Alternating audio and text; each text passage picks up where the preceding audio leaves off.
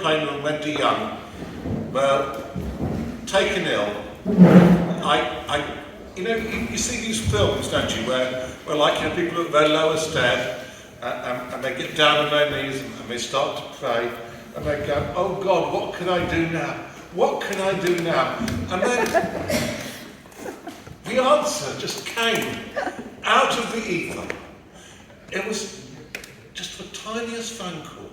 Yes. The tiniest phone call from Mick Goodall. He said, Jack, don't you worry. I'll do it. And all of a sudden, it was the clouds had parted. It was a beautiful moment. So now we have, for all your pleasure, we have the Bard of Broadstairs. Yeah. Mick Goodall.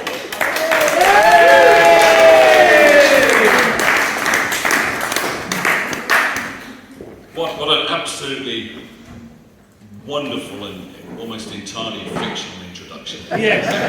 Thank you very much. Your creativity knows no limit. I thoroughly recommend you talk to strangers, especially on public transport. Yeah, we know some of them are challenging, but most people are interesting. I'm not too sure what this one was. This is a poem called Robert of the Railways. The man in the seat next to me is talking to the air about trousers. 31s are too long and the seamstress's fee is far, far too expensive for this scouser. No one else wears a brogue like the old days or a sock to the knee with suspenders. They're all sport shoes or pumps or a sandal perhaps worn when out on an alcohol bender. Well, when I used to work on the railway, we dressed smart and we also wore hats. Now there's fat girls in slacks and electrified tracks, and I used to be married to Brenda.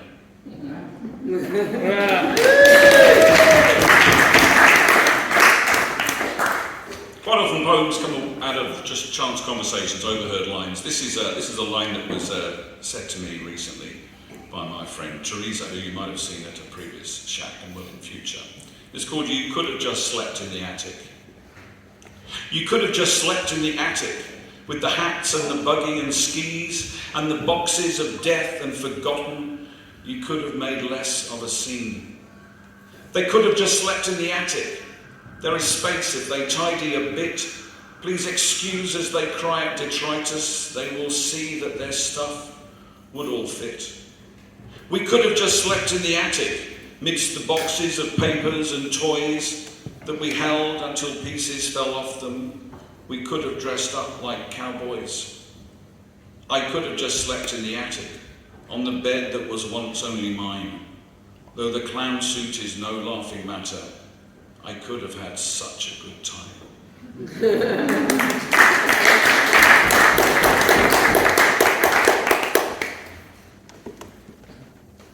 What noise does a lady make falling over while lingering over a pastry? Arg.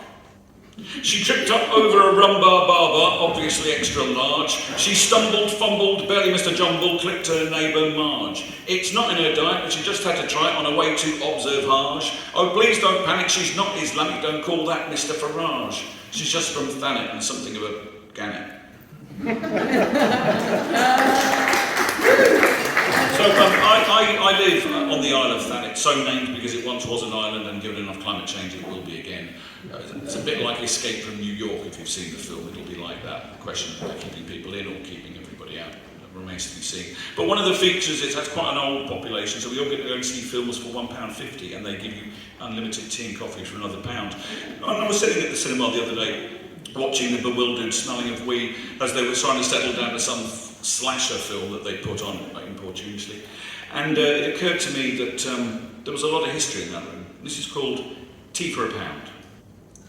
4,000 years of histories and her stories sit and wait for allegories to be retold. Now 1 in 5 of those alive have peaked, they say, pre-passed away. Yet 4 in 5 don't know they thrived, for 2 by 2 they made, well, you. And you too will join that queue to be forgot.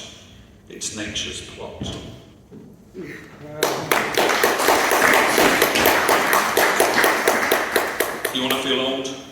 God Save the Queen came out 47 years ago today. But that was also the glory days of punk poetry, where poets opened for bands. And this is a little homage to that. It's called Packet of Three. At the tail end of the 70s, punk was 1/3 of a packet of three, with reggae and street poetry railing against iniquity. Attila, Porky, Mark My Words, Hegley, Circum, Murray's Words, Clarke and Johnson on records. Punk's not dead, it ducked and swerved. New poets, best unsaid, unread. They do not sit well in my head, they're all about their clacks instead. And we don't care,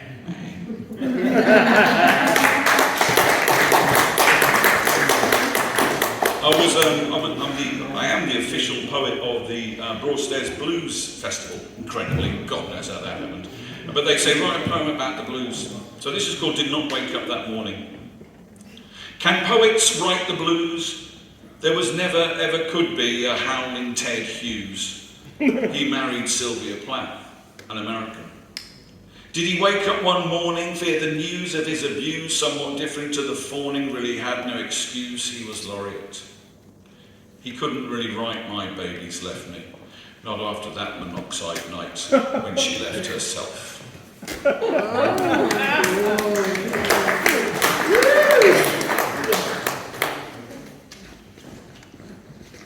You don't want to die even slightly like I did, every night, every time. You don't want to lie like I tried not to kid myself it was okay, fine. You don't want to go to the pub like I did, brass neck, instant coffee all night. You don't want to claim that it's just the one cup, it's all about the buses that you want to bankrupt. You don't want to live at all like I did, dressed in others' clothes.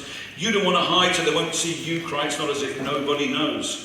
You don't want to huddle in a muddle like I did, never stick your neck out as you try to keep warm. You don't want to risk making something special happen when the proxy, sorry, that's an unwanted yawn. Woo.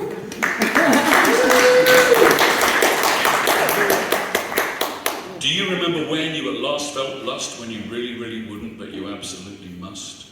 When the red mist rises, but that isn't all that stands, and if there's any alternative, well, it's not found in my hands. Can you conjure up how that really, really felt when the smell of burning rubber was an asphalt melt and you no longer cared at the cost of your drive, you're connected with the primal and you're feeling so alive? When it ebbs away and you don't know what to say, if you're really, really lucky, you will live another day.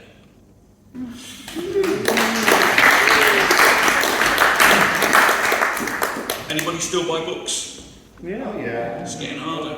You know what, there's that great statistic that sort of 90% of the population, households, have fewer than 5 books in them. And for those of us in the remaining 5%, we've got thousands of them. In my town, there was a second-hand bookshop, and it shut. It's just closed. It gave up. This is for him.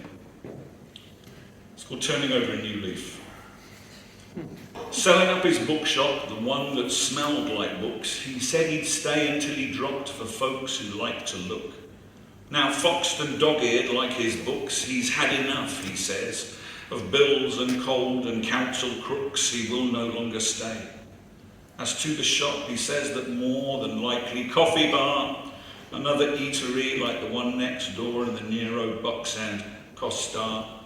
And in that cap, his hipsters will laugh at memes and trolls and stuff, and order online a book by their mate that they rather soon will donate to the second-hand bookshop, or not, annoyed that they're too late as it closed when they weren't looking.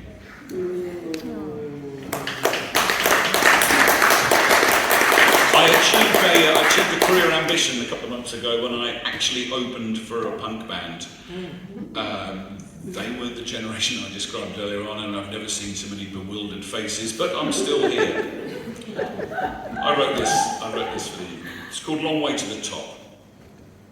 I want to be on your cool band's poster, see my name up in lights. I want to be a rock and roll poser, feel I'm part of the gig tonight. I want to get me a funky lanyard and a shiny fabric wristband, ideally one with AAA on it. I'll tour anywhere, even if it's Iceland. I want to help myself to a rider, hang around with the cooler kids, drink myself stupid on 8% cider and boast one day to indifferent grandkids.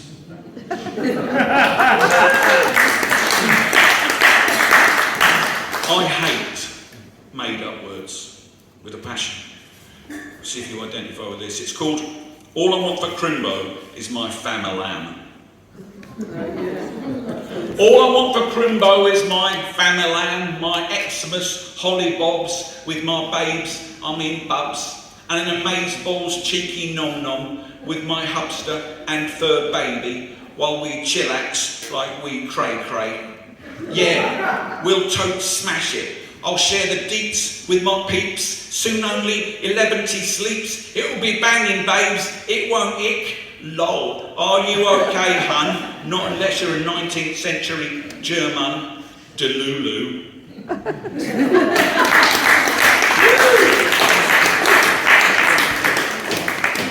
Anybody from south of the river? What's that? Yeah, I read about it in a book. Yeah, it's basically. Anyway, there's a cafe just on the edge of Burgess Park, and it had a fantastic sign written on a chalkboard, and it said, no avocado, no granola. I thought this was an instruction. It's just called, whatever happened to Janet and John? You're really being very horrid. Worse than your cousin's stepson porridge. That's why they're never here. I banned her, along with awful coriander, caught stealing herbs with that leafy boy parsley. When did you become more fussier than your sister's best friend Nokia? Coming to the park doesn't happen every day, and you'll not see a neighbour Chardonnay missing out on all the interactive play.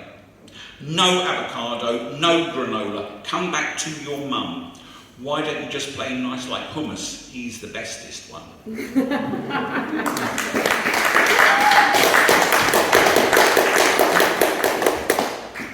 Pine nuts make my tongue go funny. Without them, I can't joke. But if I have a bowl of pesto, I'm quite a funny bloke. At A&E, they said to me, you'd best cut back on nuts, or you'll become hysterical, no ifs or mites or buts. I'm pined up to the eyeballs now. I roasted some for tea. I cannot help it, I'm addicted. That's not so funny, see?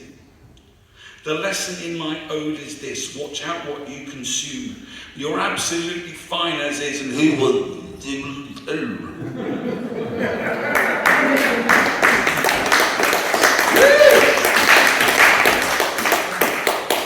This is about self-care in an intimate relationship. I have 2 hands, but I need 3.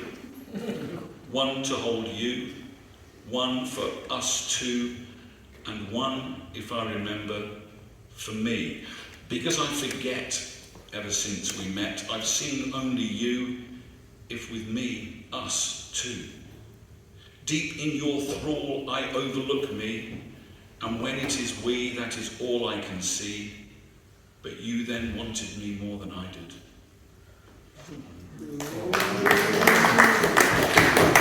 Right. A short selection to finish with. Anybody been body shamed? Anybody been diet shamed? I have.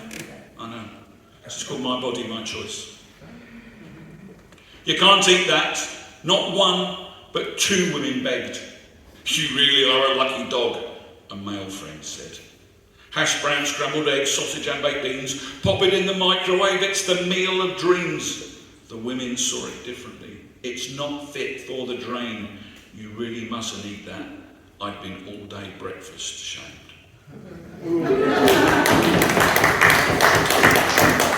Of late, there's been a spate of people passing off short phrases with pauses as poetry. It has. Now, continuing, you've got to keep your brain going, you've got to study and so forth, and this is absolutely true fact. I did a short course, I think it's the equivalent of an O-level, whatever, people remember them, in dementia studies.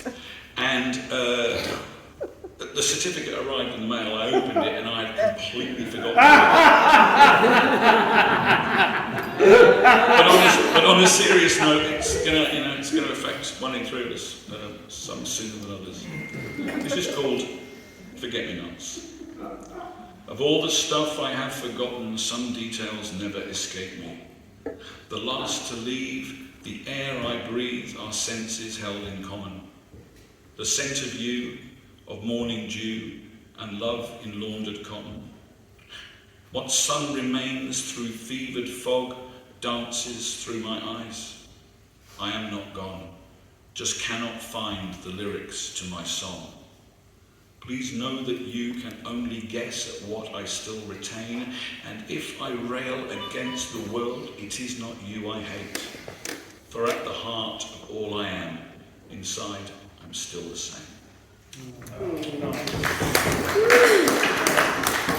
Thank you very much for this opportunity. Jack, is that you? Have you had your... I think that's beautiful. Well, hang on, I haven't finished. I just like watching you pop up and down like that. We all have our interests, don't we? Thank you very much for your attention. It's been a privilege to appear again. If you're interested in this, my name is Nick Goodall. You can find me on Facebook or at thebardofbroadstairs.com. Please stop by. I'll just finish with one poem which has proved distressingly popular this year. I'm sure you're aware of John Clarke, and he is a neighbour of a mutual acquaintance of ours called Martin Newell, who is arguably the country's most published living poet. And they basically hang out together, and we were talking about poetry the other day, and the question was, how do you get to be good? He said, well, you read a lot of poetry, you study a lot of poetry, but when you get really good at it, you parody poets, because that's very difficult to do. So with that in mind, here's my attempt at parodying at least the style. This is called I'm After Johnny. Will you let me be your Johnny Clarke? I want to be the dog that barks, will be the voices in the dark, watching box sets of Poldark. Will you let me be your school caretaker, your Saturday night defibrillator? Which you will be the masticator? Could you be my blotting paper? Will you be forever home and call, not text? It's called a phone. Expect to give the dog a bone on your coffee. I'll be the phone. Will you react favourably? Put the baton in the lingerie. Read my poems out in threes. Foreplay horizontally. Will you love me like a horse? I've got the house brand special sauce. Eat kimchi till my voice is hoarse. Our loving will be coarse, of course. Will you be my final date? I am implying mortal mate. Don't delay, don't hesitate. Might not be bad, might not be great. Will you listen to me moan on me? She shat, that bird has flown. I want to pack my dripping phone in your sack of sushi rice.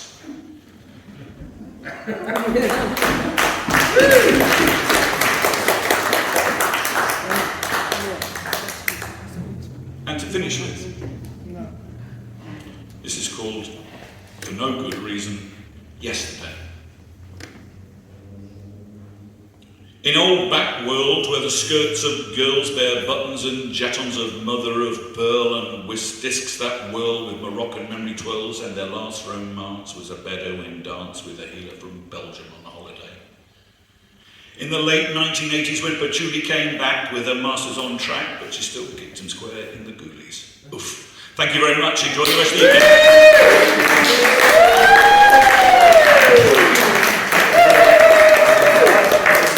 Thank you so much, Nick. That was really lovely. Big round of applause to Nick the Bard on I'm trying to think of what alliteration for Kent, but I haven't got it just yet. Can I just say one thing was funny? You're talking about a lot of the punk poets.